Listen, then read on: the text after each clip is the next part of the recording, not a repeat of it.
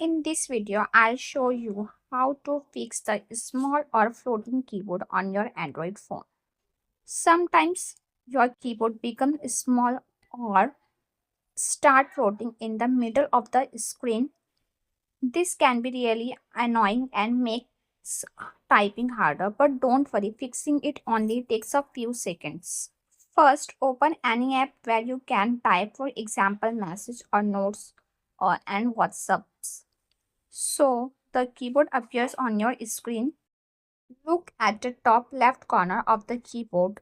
You will see an icon with four small squares.